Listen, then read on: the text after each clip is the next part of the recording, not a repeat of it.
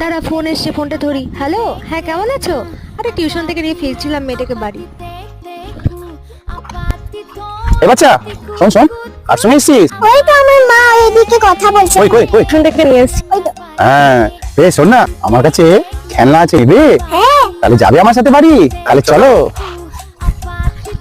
আচ্ছা ঠিক আছে, চলো রাখি। টাটা। শোনটা, আরে এটা কার গাড়িতে বসে যাচ্ছে?